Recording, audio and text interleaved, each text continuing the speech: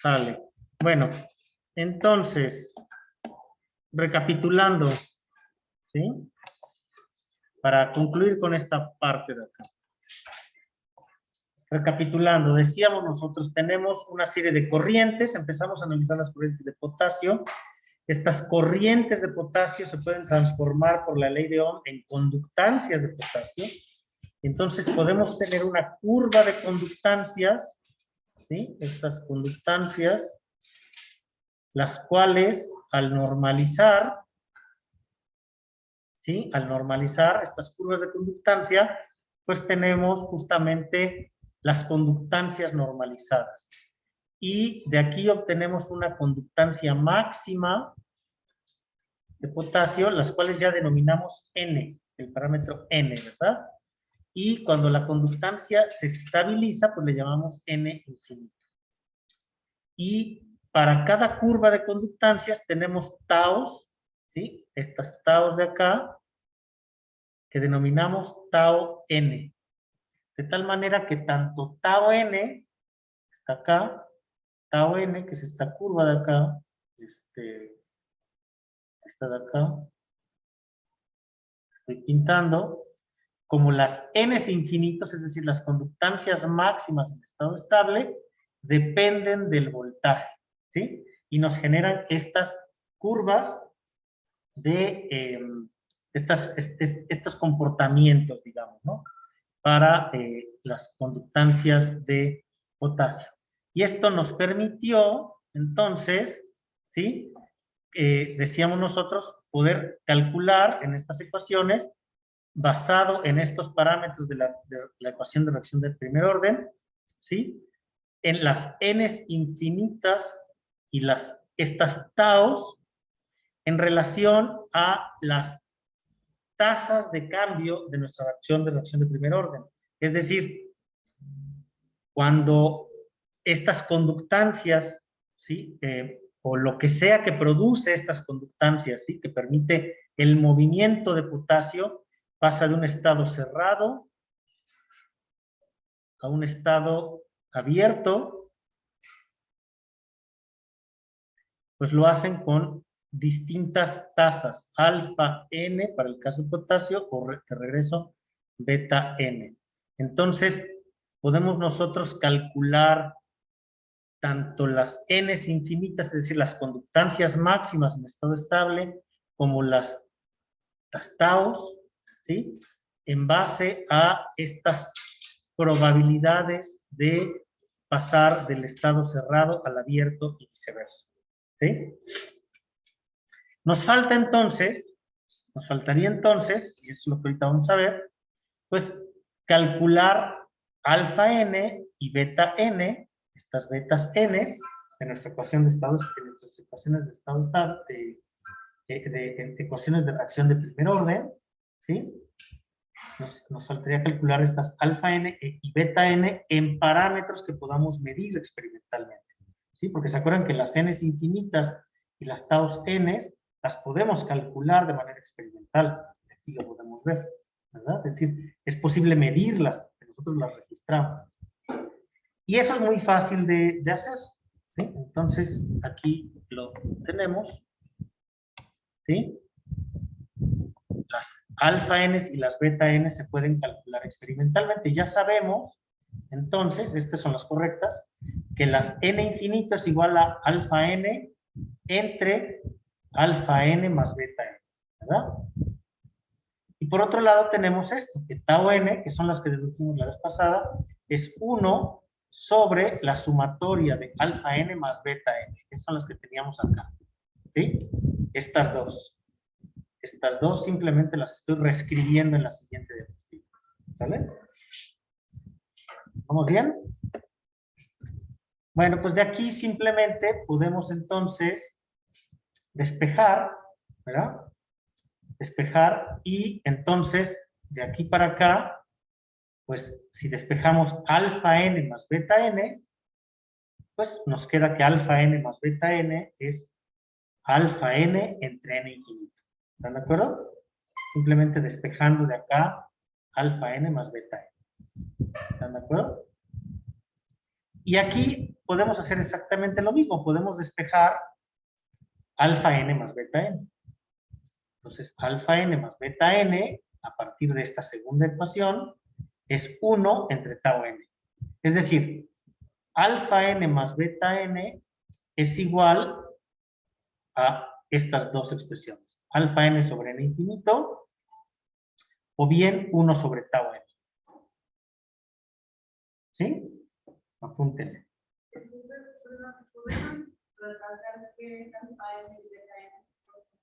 Sí, acuérdate que tenemos el estado cerrado, pasa al estado abierto con una tasa de cambio, con una probabilidad alfa n, pero también puede pasar del estado abierto al cerrado con esta otra probabilidad beta n. ¿Sí? ¿Sale? Y entonces ahora sí solamente podemos igualar, ¿sí? Y de aquí podemos igualar y entonces tenemos que alfa n sobre n infinito, que era esta expresión de acá, pues es igual a 1 sobre tau n, que es esta expresión de acá, ¿verdad? Porque ambas pues eran alfa n más beta n. ¿Están de acuerdo? Y entonces de aquí podemos ahora sí despejar, ¿sí? Alfa n. Y entonces alfa n es, perdón, sí, alfa n es n infinito entre tau n. Es esto que estoy poniendo acá. Simplemente despejando alfa n. Y entonces tenemos ahora una expresión, fíjense la utilidad de esta expresión. Tenemos una expresión, es decir, podemos calcular estas tasas de cambio, estas alfa n de acá, basado en cosas que podemos medir experimentalmente. Es decir, la conductancia en estado estable, la conductancia máxima en estado estable y su tau n, es decir, cuando el tiempo en el cual esa conductancia alcanza el 63%. ¿Verdad? Entonces, ahora sí, de nuestra ecuación de reacción de primer orden, alfa n podemos calcularla con cosas que podemos medir experimentalmente, es decir, podemos tener estos valores. ¿Sale? Ahora, podemos sustituir en esta otra, ¿verdad? Entonces, beta aquí, si nosotros despejamos de esta expresión de acá, beta n, pues tenemos que beta n es 1 entre tau n, eso ya estaba, ¿verdad? Menos alfa n, o sea, alfa n pasa para acá restando. Y aquí lo tenemos, ¿verdad? ¿Sí? Y ahora, entonces, si hacemos un poquito de cuentas, pues tenemos que se puede expresar, ¿sí? Esta alfa n en términos de n infinito y tau n, es decir, alfa n, esta alfa n de acá, ¿verdad? Esta alfa n de acá, es n infinito sobre tau n. Es esto de acá, porque es esto de acá. Entonces simplemente sustituimos alfa n por n infinito sobre tau n. Y si resolvemos este quebradito sencillito, pues tenemos que beta n, ahora esta beta n, pues es 1 menos n infinito sobre tau n. ¿Verdad? Entonces ahora sí, podemos expresar alfa n y beta n con, ¿sí? Con mediciones experimentales, ¿sí? La conductancia máxima en estado estable y la famosa tau n, que es cuando alcanza esa conductancia máxima, el 63%. ¿Sí? El tiempo. ¿Estamos bien? Entonces, ahora sí tenemos nosotros nuestras expresiones alfa n y beta n en términos, ¿sí? De algo que podemos calcular experimentalmente. ¿Sí? Es decir, porque haciendo el experimento podemos medir taus y n's infinitos. ¿Vamos bien? ¿Sí?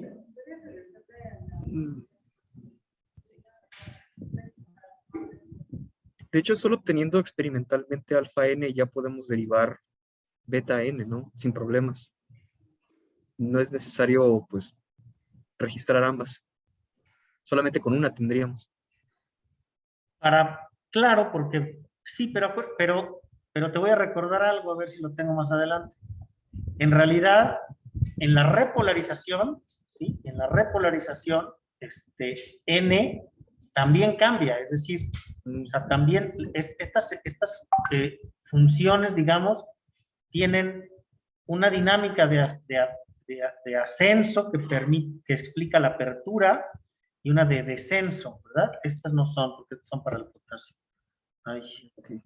No estamos hablando de la misma n. aquí, ¿no? O sea, si nosotros repolarizamos, pues esto n infinito regresa, ¿verdad? Entonces tendríamos que tener también, de alguna manera podemos tener esa dinámica de cambio. ¿Sí? Sí. El infinito se refiere nada más cuando ya está estable. Cuando está estable. Pero en todas las curvas cuando ya está recto, sí. O nada más en la curva máxima. Entonces, vamos para allá. Entonces, aquí, hasta las puse en diferente orden. Entonces, ¿sí? Para cada voltaje, fíjate, para cada voltaje que tenemos en el eje de las X, pues las alfa Ns van creciendo, es decir, gradualmente esto va creciendo, claro, entre más grande es el voltaje de membrana, la probabilidad de apertura de estos canales de potasio va siendo mayor y por lo tanto alfa N va siendo mayor, ¿verdad? Y lo contrario sucede con beta N, ¿sí? Conforme aumenta el voltaje, beta N va disminuyendo. ¿Sí? Y estos son los valores que podemos calcular de alfa N y beta N experimentalmente. Para cada voltaje vamos a tener, pues, estos valores de alfa N y beta N, y por lo tanto, pues beta N y alfa N va a depender del cambio en el voltaje de la membrana. ¿Sí? Entre mayor sea ese cambio, alfa N cada vez va aumentando, es decir, la probabilidad de que cambie de cerrado a abierto va creciendo, y al revés, beta N va disminuyendo, es decir, la probabilidad de estar abierto y que pase a cerrado, pues va disminuyendo. Es decir, cada vez va aumentando la probabilidad de que pase de abierto a cerrado y disminuye la probabilidad de que pase de cerrado a abierto y disminuye la probabilidad de que pase en el sentido contrario, de abierto a cerrado. ¿Sí? Y eso es lo que vemos en estas curvas de acá. Y estas curvas, que es lo que ya tú preguntabas, podemos ajustar su comportamiento con el voltaje. Si se fijan, cada puntito de estos es el valor experimental. Pues a este valor experimental podemos ajustarle esta curva, esta función, ¿sí? Que depende del voltaje. Y estas son las curvas, las funciones de alfa n y beta n en relación al voltaje. Si se fijan aquí, la B es voltaje. Entonces, estas son funciones que se ajustan a los datos experimentales. No son perfectas, vean, este puntito se salió un poquito, vean, este se salió un poquito, aquí estos se salen un poquito, pero podemos más o menos ajustar a los datos experimentales estas funciones que estamos poniendo aquí, alfa n y beta n, que se ajustan a los datos experimentales. ¿Sí? Entonces, ahora sí podemos saber para cada voltaje cómo cambia la probabilidad o las probabilidades de pasar del estado cerrado al abierto y viceversa. ¿Verdad? En un caso aumenta, obviamente, porque la probabilidad de estar de cerrado a abierto gradualmente crece, como lo muestra esta función, y en el sentido contrario decrece. ¿Verdad? Sí. En la función de alfa n no entiendo bien el denominador. Ay, bueno, esto es e elevado a todo esto que está acá. E elevado a la 1 más B más 10 sobre 10. Sí, ahí me falló ven que tiene ahí su editor de ecuaciones, me falló. Tendría que tener aquí un denominador. Creo que vienen aquí mejor. Ahorita se las voy a mostrar todas juntas. Aquí está. Aquí está. Mira. B más 10 sobre 10. Aquí está. Ay, ¿dónde está mi plumita otra vez? Aquí está. ¿Sale? Estas las pueden encontrar en cualquier lugar, estas ecuaciones. Pero antes de pasar a todas, ¿sí? A todas, pues quiero enfatizar que esto que vimos ahorita es para el comportamiento de las conductancias de potasio. Solamente las conductancias de potasio. ¿Sí? Falta saber qué pasa con las de sodio. Acuérdense que las de sodio son más complejas. Pero primero quiero saber si hasta aquí habrá alguna duda sobre esto. Profe, Sí. ¿me puede volver a explicar lo de las gráficas que tiene ahí? Porque dijo que mientras incremente el voltaje, hay más posibilidades. No, a ver, mientras incremente alfa, no, el voltaje, no, ya me perdí. ¿Me puede explicar las Sí. por favor? Sí, sí. Decíamos, bueno, primero hay que entender que es alfa n y beta n, ¿no? Alfa n y beta n son estas probabilidades que permiten pasar de un estado cerrado a un estado abierto. En el estado abierto fluye potasio, ¿verdad? Y viceversa. También puede pasar del estado abierto al cerrado con esta probabilidad, ¿verdad? Estas probabilidades dependen del voltaje, porque experimentalmente lo que vemos es que cada paso de voltaje, es decir, cada vez que el potencial de membrana cambia, la conductancia cambia, ¿verdad? Hasta mantenerse en un estado estable. Bueno, pues entonces, estas probabilidades van a depender del voltaje, de este valor de voltaje, ¿sí? B, que es el voltaje de membrana. ¿Cómo cambian? Pues de esta manera. Una crece gradualmente, que es este caso, y una decrece gradualmente, beta n. Conforme una crece, la otra decrece, ¿verdad? ¿Qué funciones se ajustan a estos datos experimentales? Pues estas que estoy poniendo acá, ¿sí? Son funciones empíricas que podemos nosotros calcular utilizando métodos numéricos. Con estas son las funciones que mejor se ajustan a los datos experimentales, ¿sí? Entonces, son funciones exponenciales, en un caso es creciente y en otro caso es decreciente. ¿Sí queda claro, compañera? Y ya entendí bien, muchas gracias. Sí. Sí.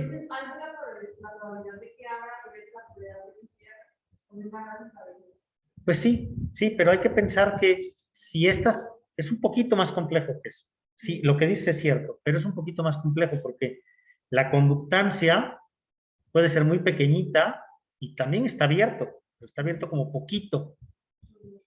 Y si ya despolarizas más, pues se abre un poquitín más hasta que llega el momento en que es máximo, ¿verdad? Entonces es un poquito más complejo. Hay varios abiertos, por así decirlo, ¿sale? Para cada valor de voltaje. Por eso tenemos que relacionar alfa n en función del voltaje, ¿sí? O sea, el comportamiento de estas corrientes, como veíamos, depende del voltaje, ¿sí? Entonces, sí, escucho. Bueno, es una pregunta medio simple, pero ¿cuál es la ventaja relativa de convertir estas corrientes a conductancias y no a resistencias? Bueno, aquí está mi respuesta y para eso iba yo allí, ¿no? Entonces ahora, ¿sí? Tenemos que pensar en un nuevo modelo de membrana, que es este que está aquí, más complejo, en donde tenemos el componente capacitivo, ya sabemos a qué se refiere el componente capacitivo. ¿Qué era el componente capacitivo? La bicapa de fosfolípidos, ¿verdad? Y tenemos para cada ion, ¿sí? Sus conductancias, es decir, algo, lo que esto sea, que le permite fluir a esos iones Y ahora estas conductancias no son fijas, son variables, por eso se pone esta flechita de acá. Acuérdense que las resistencias variables se expresan de esta manera, con una flechita. ¿Por qué son variables? Porque dependen del voltaje. En el sentido estricto sería, si lo pensamos ya en términos más allá del modelo matemático, pues sería que con una despolarización muy leve, pues se abren poquitos canales, conforme depolarizamos más, se abren más canales, y cuando depolarizamos mucho, se abren todos los canales posibles que tiene la célula expresados. Y por eso es variable esta conductancia. No sé si con eso contesto a tu pregunta,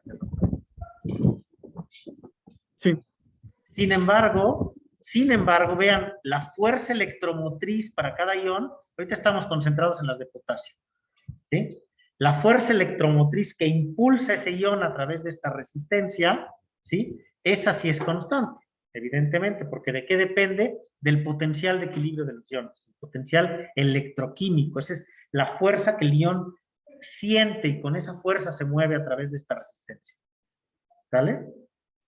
Entonces, ahora sí, estas conductancias pues, se pueden expresar en términos de estos parámetros que implican probabilidades de apertura o el valor intrínseco que tienen estas conductancias per se.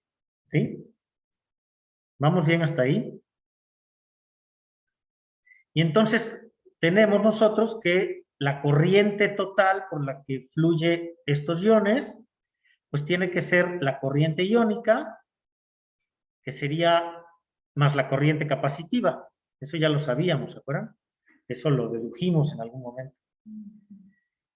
Pero esta corriente iónica, pues implica corrientes de potasio, que es la que vimos ya cómo se comporta, corrientes de sodio, que no hemos visto cómo se comporta, y lo que se denomina una corriente de fuga o leak.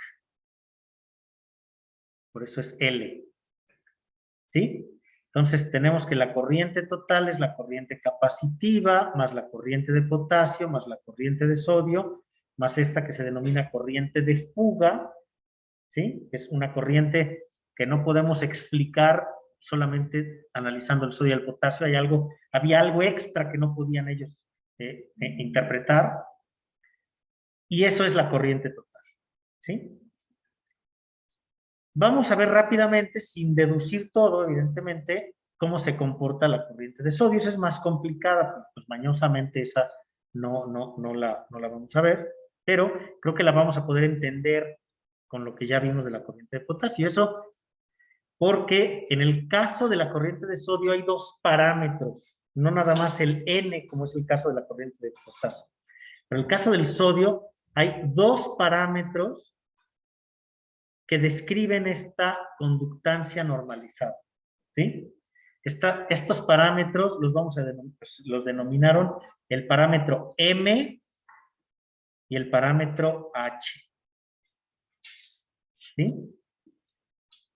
Y esto es porque, acuérdense que estas curvas, estas conductancias de sodio, tienen dos fases. Una fase de activación, es decir, cuando crece, pero llega un momento en que se inactiva y entonces decrece. De tal manera que esta conductancia que tiene estas dos fases, de ascenso y de descenso, la podemos explicar como la suma de dos funciones. M al cubo y H. M al cubo es una función creciente, que si la graficamos nos da, voy a ponerlo con otro color,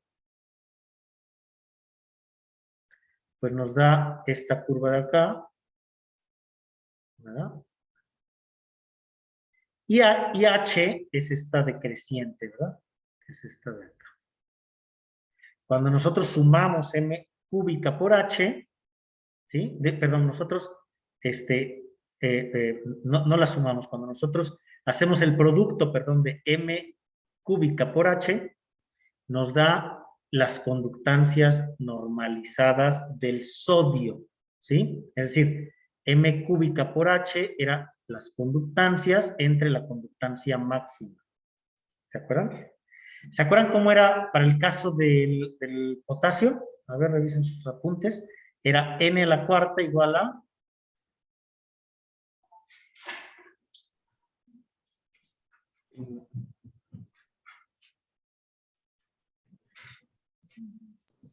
Pues son las conductancias normalizadas del potasio, igual, ¿no? Igual, Era la cuarta multiplicada por la conductancia máxima de potasio. entre la conductancia máxima. Entre. ¿Sí? Entonces ahora tenemos, fíjense, una manera de expresar las conductancias en términos de 3 factores. N, M y H. ¿Sí? Estas dos, voy a regresarme a mi rojo preferido, que no es mi color preferido, por cierto.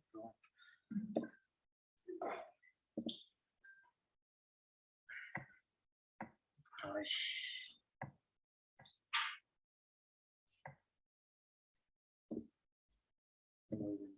Ok.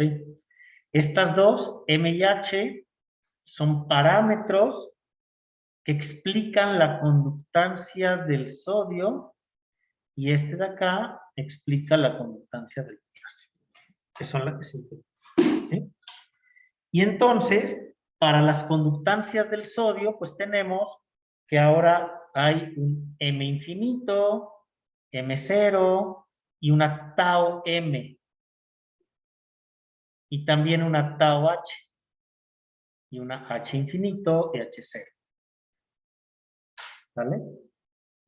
Y si hacemos el mismo procedimiento para todas, es decir, para los parámetros M, N y H, sacamos una colección de ecuaciones, ¿sí?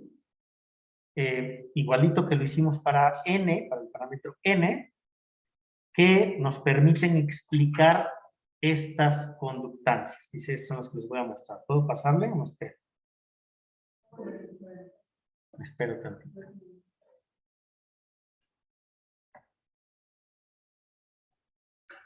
Sí, les dije que no espero. Y estos son los 3 famosos parámetros de las ecuaciones de Hawking-Kochli, M, N y H, que no son otra cosa más que una serie de ecuaciones que explican la dinámica temporal y su relación de voltaje, y la relación que tienen con el voltaje, las conductancias de sodio y de potasio. ¿Sí? Eso es muy importante que ustedes lo tengan clarísimo. Más importante que todas estas deducciones. Es decir, ¿qué significan los parámetros M, N y H? Es muy importante. ¿Y de qué dependen? ¿Cómo cambian M, N y H? Y dependen básicamente de 2 cosas. Dependen del voltaje, es decir, su dinámica es dependiente del voltaje, ya lo vimos, voy a pasarle ahora. Ahí lo tenemos para alfa N y beta N, pero lo mismo es para alfa H y beta H. Aquí los tenemos para los 3, para todos. Se los presento de una vez. Copiado con mi teléfono celular de los artículos originales de Hawking-Kochli. ¿Sí? Tenemos cómo se comporta con el voltaje o con el potencial de membrana. Vean, en todos los casos. Tau M, M infinito, tau H, H infinito, y tau N y N infinito. ¿Sí? Y entonces tenemos estos comportamientos de cada uno de estos factores que podemos medir experimentalmente. Y con esos valores experimentales podemos obtener estas funciones empíricas, alfa N y beta N, que ya habíamos visto cómo las podían sacar, alfa M y beta M, alfa H y beta H, ¿verdad? Para cada caso, pues tenemos las ecuaciones de reacción de primer orden, de donde surge todo esto, ¿verdad? Y como sus soluciones, pues nos permiten pues calcular, digamos, la función solución. Y aquí entonces tenemos para cada parámetro cuáles son las ecuaciones que lo componen. ¿Sí? ¿Qué podemos hacer con esto? ¿Qué pudieron hacer con toda esta información? Bueno, pues con toda esta información tenemos que partir de nuestro modelo nuevo de membrana. Ahora este es el bueno, este es el buen modelo de membrana. ¿Sí? Un modelo dinámico que explica qué tipo de propiedades, pasivas o activas. Las activas. ¿Qué diferencia había con nuestro modelito de las propiedades pasivas? ¿Se acuerdan nuestro circuito de propiedades pasivas? ¿Cómo era? ¿Qué diferencia le ven?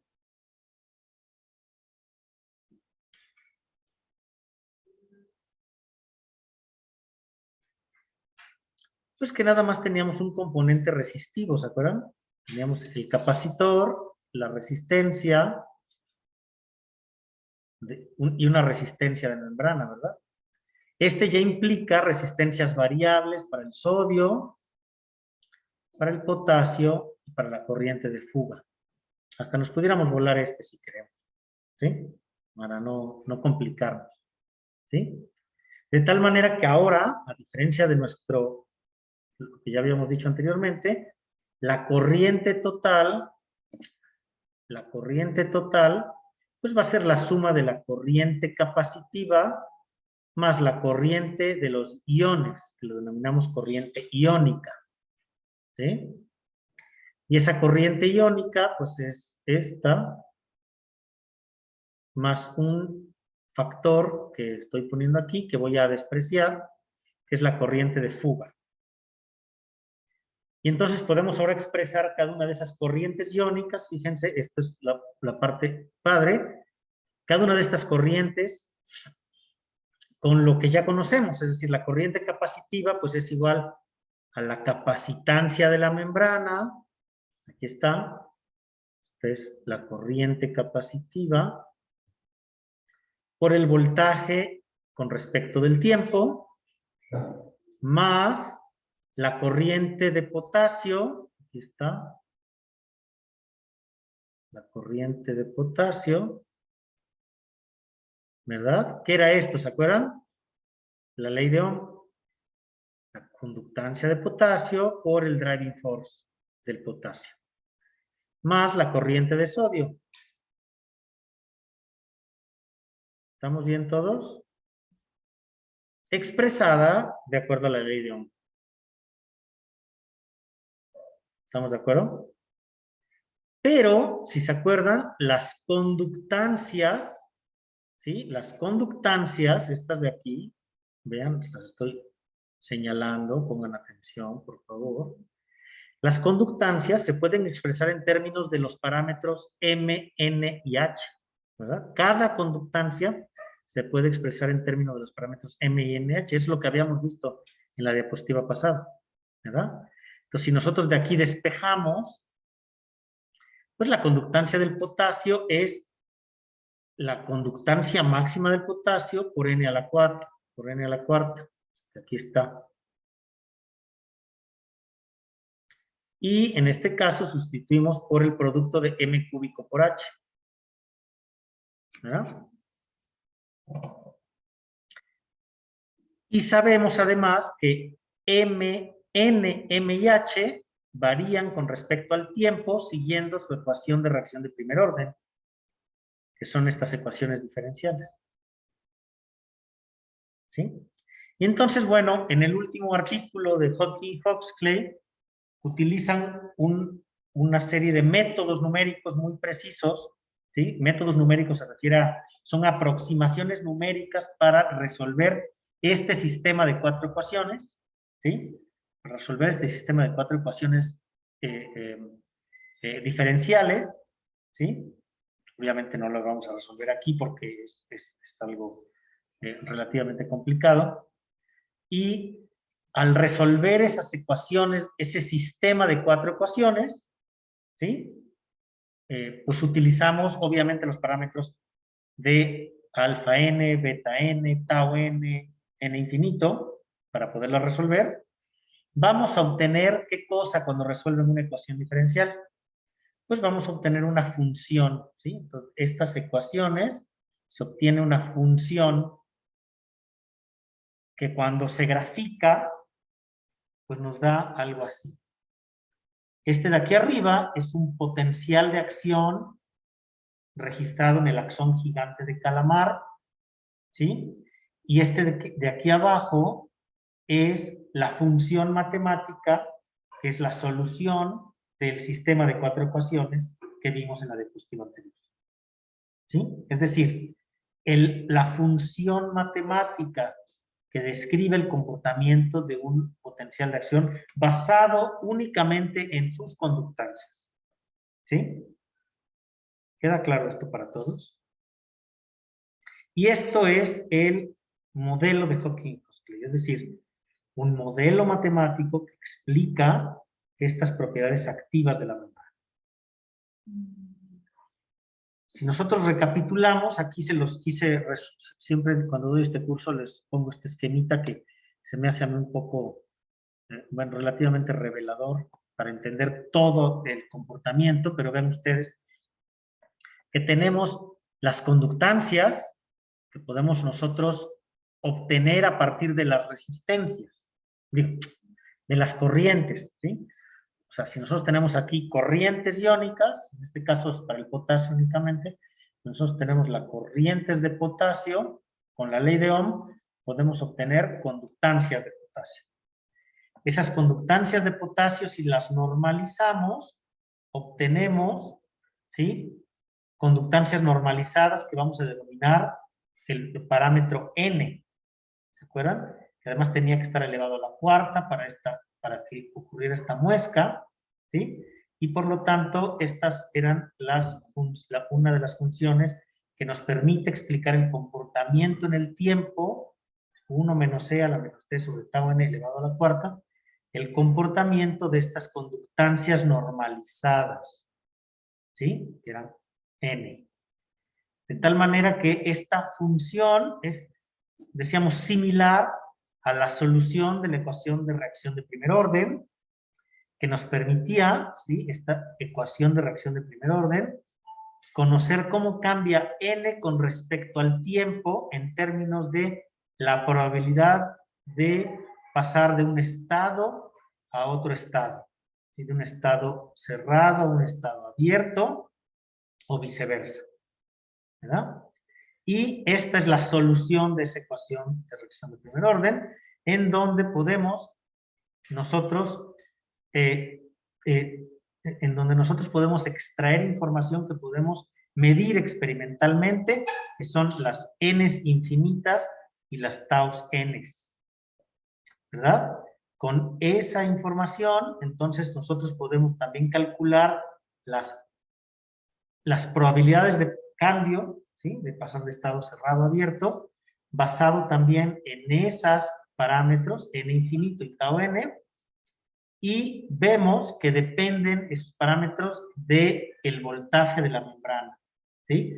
Tanto tau n como n infinito, y por supuesto decíamos tanto alfa n como beta n. Conforme una crece, la otra decrece. Y podemos ajustar nuestras funciones a este comportamiento y tener funciones que describen el comportamiento de alfa n y beta n, ¿sí? Y con toda esta información que tenemos aquí, resolvemos este sistema de 4 ecuaciones diferenciales, en las cuales, por un lado, está la suma de las corrientes capacitivas iónicas y las ecuaciones de reacción de primer orden para cada uno de las conductancias de los parámetros que definen a las conductancias del sodio y del potasio, ¿sí? Cuando resolvemos el sistema de 4 ecuaciones, pues nosotros podemos tener una función, o una serie de funciones en realidad, ¿sí?, que nos permiten describir matemáticamente un potencial de acción. Eso es lo importante. Este esquema, si ustedes lo tienen en mente, este esquema que les estoy poniendo aquí, es decir, esta serie de pasos, más allá de detalles como si es sobre 10 o sobre 40 o sobre 80 o lo que sea. Es decir, que tengan este esquema mental es muy importante y lo siento que es muy importante para su formación. Que entiendan que a partir de un dato experimental podemos obtener un modelo, ¿sí? Un modelo matemático que explica esos datos experimentales. Es decir, podemos formalizar matemáticamente un comportamiento biológico. Y ejemplos como estos hay muy pocos en la historia de la biología, hay muy poquitos. O sea, muy poquitos modelos matemáticos nos han permitido en la historia de la biología poder tener tales modelos que nos permitan explicar un fenómeno biológico, ¿sí? En términos completamente matemáticos.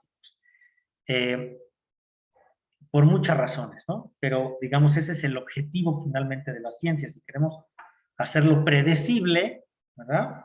Pues entonces necesitamos una serie de elementos, ¿sí? Que nos permitan pues definir su comportamiento, pero en términos numéricos, ¿verdad? No sé si esto es claro para ustedes, para todos ustedes.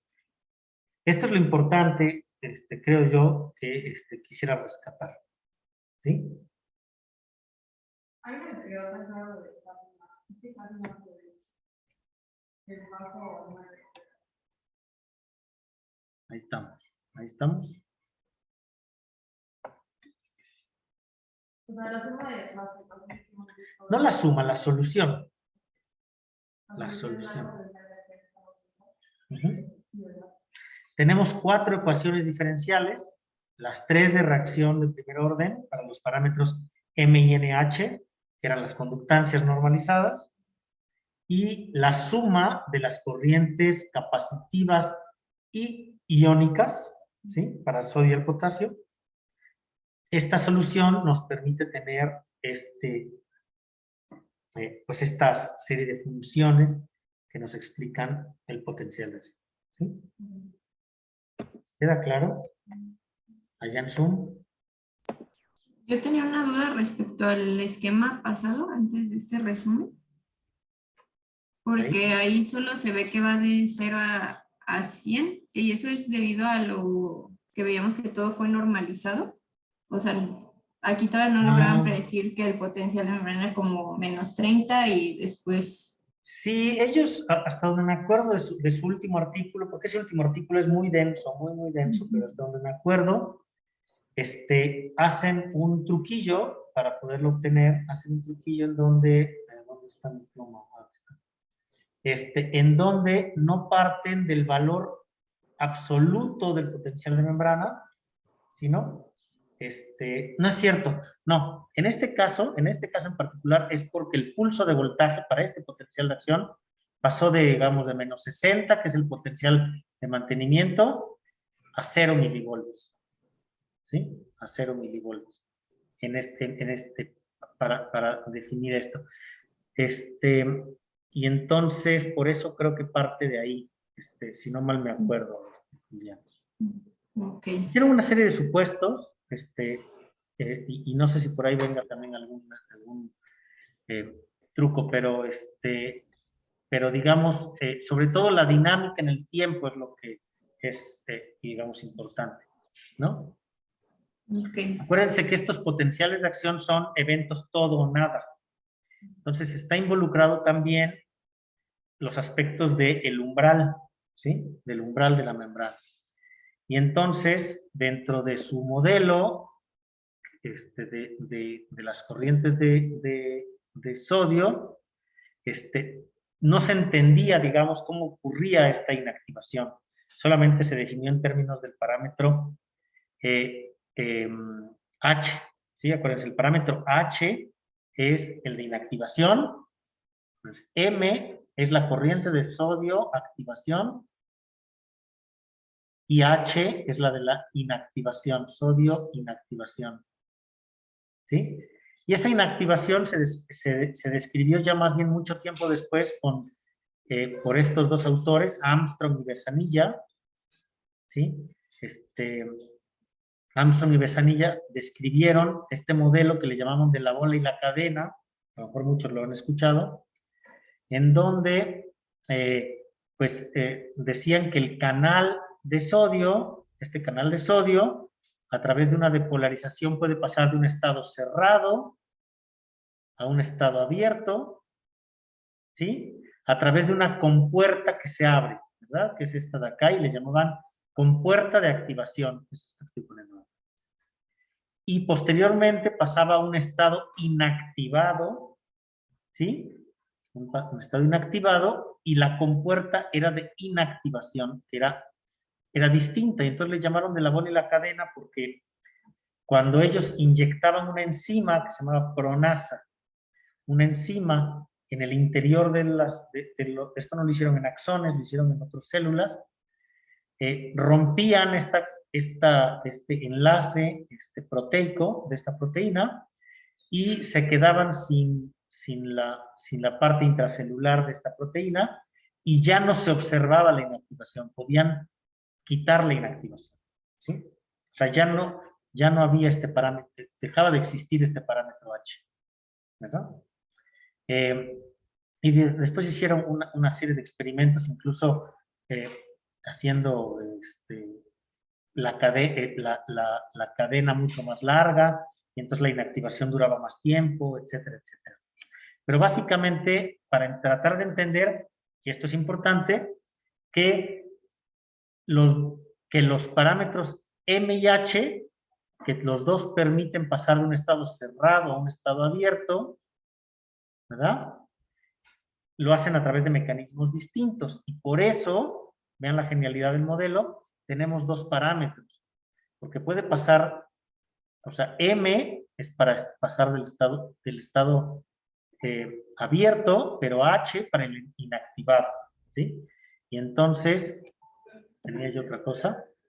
En realidad, para estos canales de sodio, pues son los caminos que siguen, son necesariamente estos, ¿no? Es decir, tiene que pasar del cerrado al abierto y del abierto al inactivado para poder regresar al estado cerrado, ¿verdad?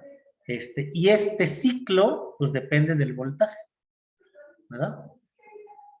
Para el caso del canal de sodio.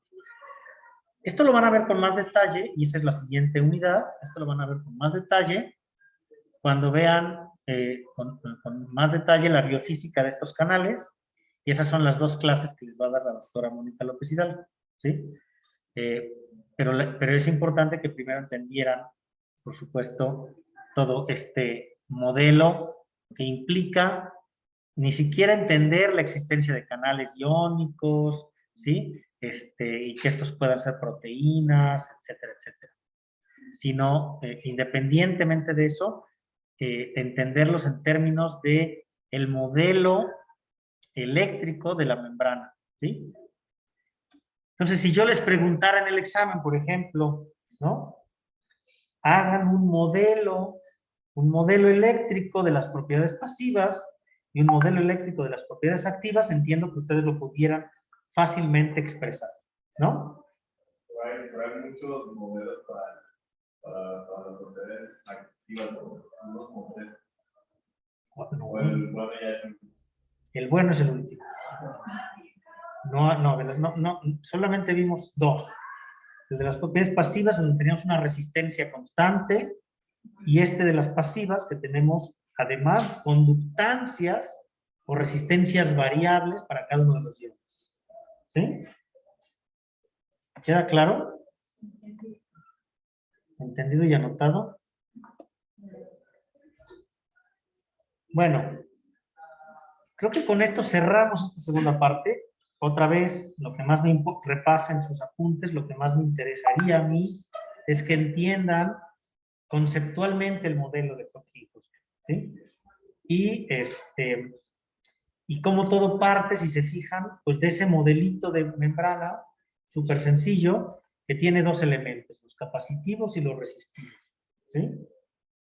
Y la dependencia que hay del voltaje y del tiempo, ¿verdad? Porque las taos, la dinámica de las taos cambia para cada voltaje. Si las taos N, M y H cambian con respecto del voltaje, pues para entender cómo se genera un potencial. ¿Sí? ¿Vamos bien? Bueno.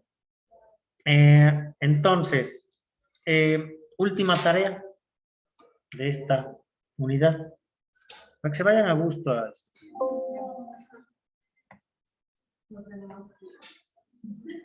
Bueno, voy a parar aquí. ¿Las tareas pasadas las vamos a checar en algún momento o solo nos va a hacer comentarios? en Les la voy a clase? hacer comentarios ahí, ¿sí?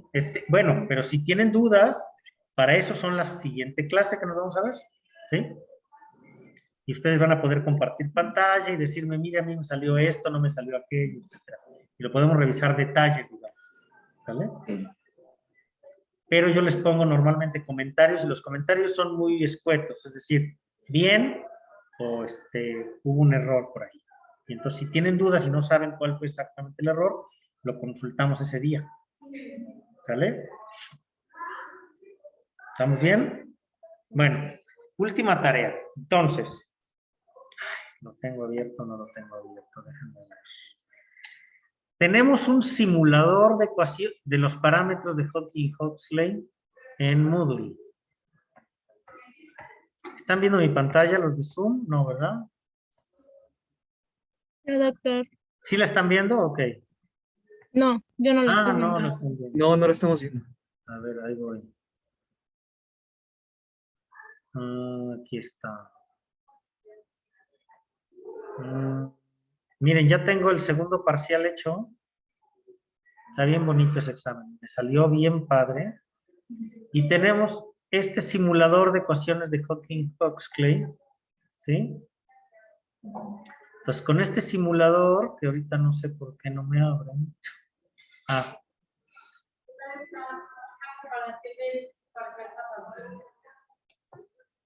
¿Qué tal está? Fácil, facilísimo. Ah, no, bueno, sí, un poquito. Aquí está. Aquí está. Pues se van a meter aquí, ¿sí? A este simulador de las ecuaciones de Hodgkin-Huxley Simulator, se llama, ¿sí?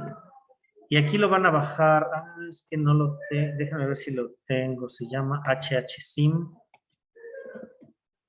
Aquí lo tengo. Entonces, cuando lo bajen van a tener esto. Ahorita lo van a ver. Espero que lo vean los de Zoom. Ahorita si no les comparto, les hago una... Comparto nuevamente.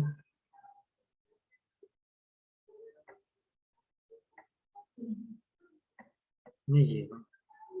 ¿Qué hice? Ah, aquí está. ¿Ven el simulador? No, ¿verdad? No, los de Zoom no. Ustedes sí. Ya. Digo, es que entre ustedes y ustedes, todos son... A ver. Ah, bueno, ok.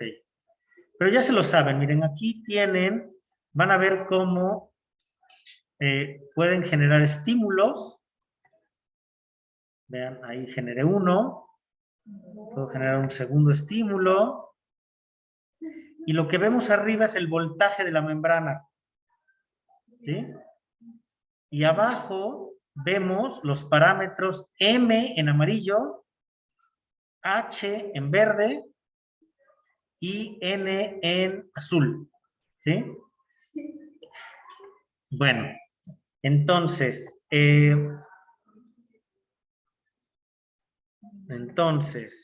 déjenme acordarme. Aquí, si ustedes le pican, pueden cambiar, por ejemplo, las concentraciones intracelulares y extracelulares de sodio y de potasio, hasta de cloro, ¿sí? Pueden aumentar o disminuir canales, pueden cambiar los parámetros del estímulo, pero no lo van a hacer con este. Este nada más se los comparto como cultura general. No. Van a usar el mismo de siempre. Bueno, ténganlo ahí, bájenlo, es interesante, sobre todo los de posgrado, que cuando empiezan en este momento de sus vidas a dar clases o a, pues no sé, que empiezan a tener ciertos alumnos, puede ser de utilidad estos recursos, ¿sí? Por eso se los comparto. Pero utilizando el otro, ¿cómo se llamaba? Recuérdenme. Metaneuron.